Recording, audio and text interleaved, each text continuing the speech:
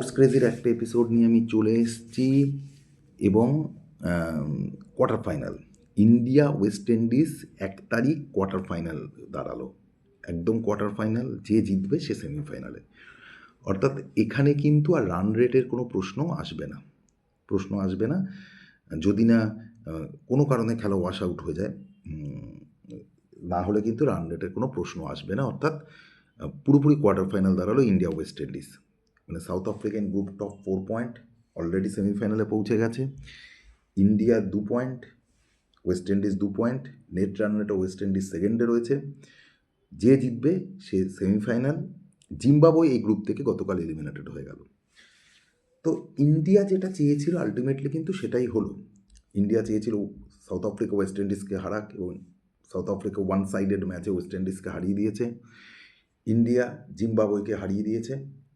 এবার India West Indies রোববার যে ম্যাচ কলকাতার ইডেন গার্ডেনে is almost quarter final.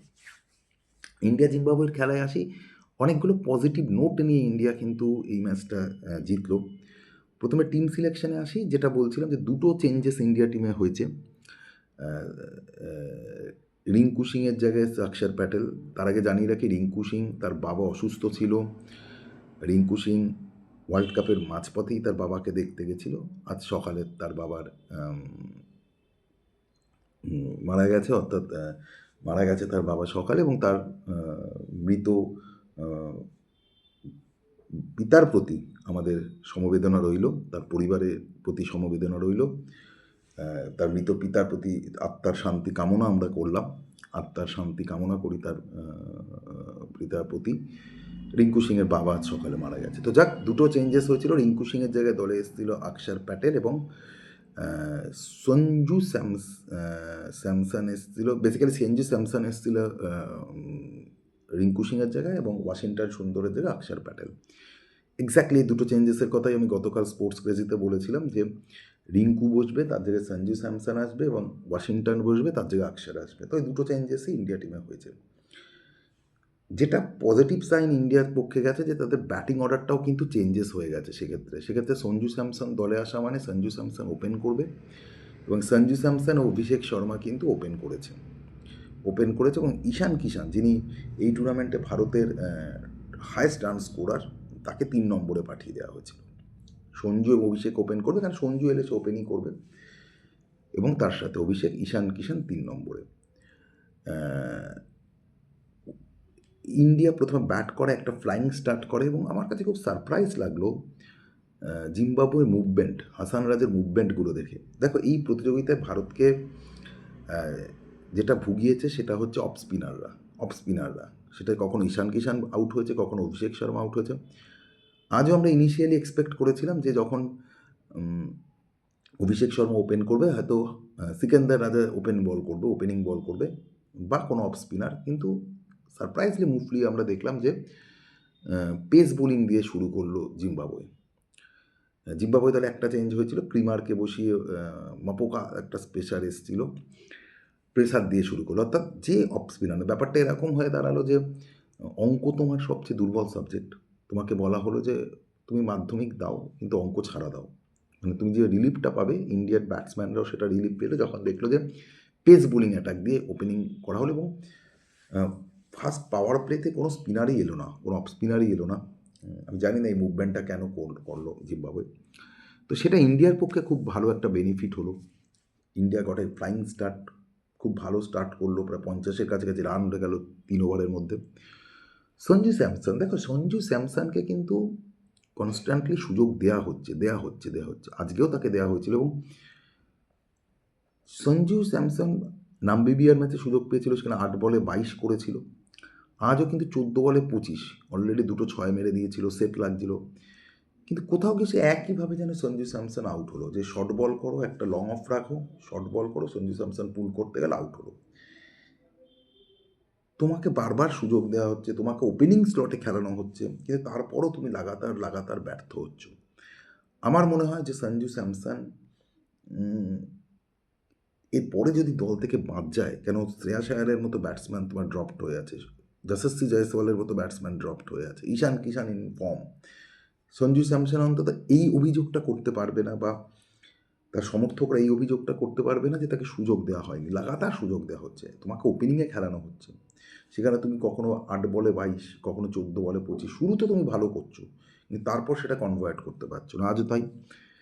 But more satisfaction বা স্যাটিসফ্যাক্টরি যেটা ইন্ডিয়ার পক্ষে, যে Abhishek Sharma at last run পেল, 50 করলো। মানে ওয়েস্ট ইন্ডিজের সাথে যে টাফ ম্যাচ রয়েছে, ডু অর ডাই ম্যাচ রয়েছে, তার আগে অভিষেক শর্মার ফর্ম এটা একটা ইন্ডিয়াকে রিলিফ দেবে।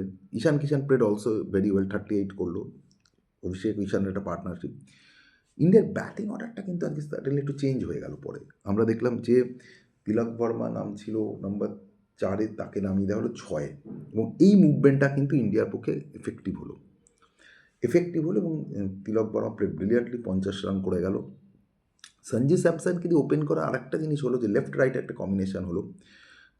মেবি হাসান রাজা সিকান্দার রাজা এই জন্য অফ স্পিনার নিয়ে আসেনি, যেহেতু লেফট রাইট কম্বিনেশন, বা হয়তো ভেবেছিল চেন্নাই উইকেটে শুরুতে মস্টার রয়েছে, পেসাররা সুযোগ পাবে। বাট এর নাও ইন্ডিয়া 256 করলো, যেটা second highest run scorer T20 world কাপে। সেকেন্ড হাইয়েস্ট রয়েছে 260 শ্রীলঙ্কা এগেনস্ট কেনিয়া 2007-এ শ্রীলঙ্কা কেনিয়ার সাথে করেছে, ওটা সেকেন্ড। তো এরকম একটা প্রেশার ম্যাচে 256 ইজ গুড স্কোর। এরপর জিম্বাবুয়ে ব্যাট করতে নামলে দেখো 256 তো চেস করা যায় না, বাট ব্র্যানেট ব্রিলিয়ান্ট।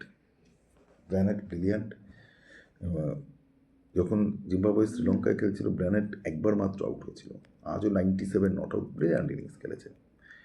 ইন্ডিয়ান বোলে as usual Arshdeep is good, Bumrah প্রত্যেকে বল করেছে, আকসারকে অ্যাজ ইউজুয়াল ইউজ করা হচ্ছে। This is the best combination India মনে হয় খেলেছে, যে আকসার, তার সাথে বরুণ, তার সাথে বাকিরা। তো যাক, জিম্বাবুয়েকে ইন্ডিয়া হারিয়ে দিয়ে ওয়েস্ট ইন্ডিজের সাথে এবার ইন্ডিয়া খেলবে কোয়ার্টার ফাইনাল 1 তারিখ। I believe that semifinal line up এইরকম হবে। গ্রুপ এ থেকে ইংল্যান্ড, নিউজিল্যান্ড, গ্রুপ বি থেকে south Africa, India. This is the semifinal হবে। সাউথ আফ্রিকা এখানে গ্রুপ চ্যাম্পিয়ন হবে, অর্থাৎ সাউথ আফ্রিকার সাথে মেবি ইংল্যান্ড, আজকে ইংল্যান্ড নিউজিল্যান্ডের খেলা রয়েছে। এই খেলাটাও কিন্তু ইম্পর্টেন্ট, আমি আসছি সে ব্যাপারে। তো এই 4টে দল, আমি এখনও বলছি England, New Zealand, south Africa, India, এই 4টে দল সেমিফাইনালে যাবে। ইন্ডিয়া সেমিফাইনালে যাবেই, আমি কনফার্ম বলে দিচ্ছি। কালকের পারফরমেন্সের পর ইন্ডিয়া সেমিফাইনালে কিন্তু যাচ্ছে। আজকে একটা খেলা রয়েছে, সেটা ইংল্যান্ডের সাথে নিউজিল্যান্ড। তার আগে কালকে আর একটা প্রথম খেলা, যে খেলার দিকে ইন্ডিয়ানরা খুব তাকিয়েছিল, যে ওয়েস্ট ইন্ডিজ সাউথ আফ্রিকা। সেখানে সাউথ আফ্রিকা প্লেয়ার ব্রিলিয়ান্টলি, এবং এই টুর্নামেন্টে যদি আমাকে বেস্ট টিম বাঁচতে বলে, south Africa is best team, দুর্দান্ত ক্রিকেট খেলছে। প্রথমত গুজরাটের মাঠটা তাদের হোম গ্রাউন্ড হয়ে গেছে। This was the 5th match in Gujarat. West Indies প্রথম ব্যাট করতে নামে একসময় 83 রানে 7 উইকেট পড়ে গেছিলো। তারপরে রোমারিও শেফার্ড ও হোল্ডারের একটা পার্টনারশিপ 176-এ পৌঁছায়, রাবার্ড আউটস্ট্যান্ডিং।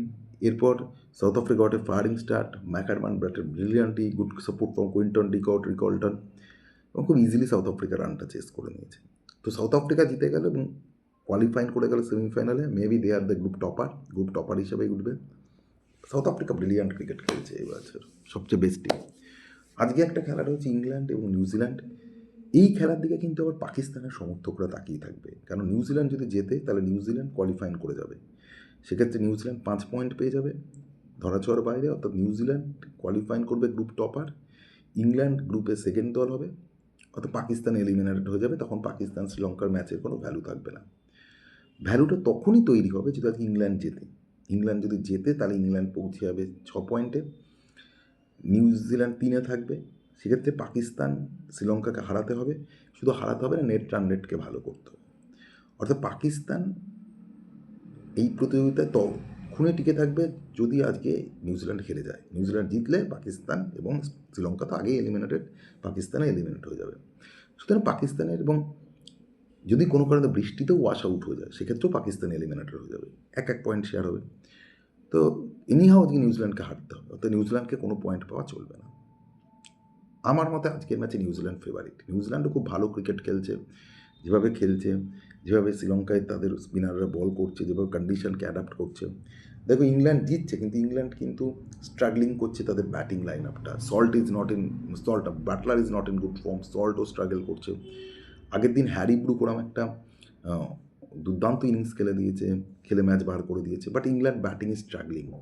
সেই তুলনায় নিউজিল্যান্ডকে অনেক সলিড লাগছে, they have good spin attack. নিউজিল্যান্ডের শ্রীলঙ্কার কন্ডিশনকে ইউজ করার মতো স্পিন অ্যাটাক রয়েছে। তো আমার কাছে এই ম্যাচে পরিষ্কার ফেভারিট নিউজিল্যান্ড, আর কোনো ডাউট নেই। এই ম্যাচে নিউজিল্যান্ড জিতছে আমার মতে, এবং পাকিস্তান আউট হয়ে যাচ্ছে। স্পোর্টস ক্রেজি আজকে এ পর্যন্ত। নমস্কার।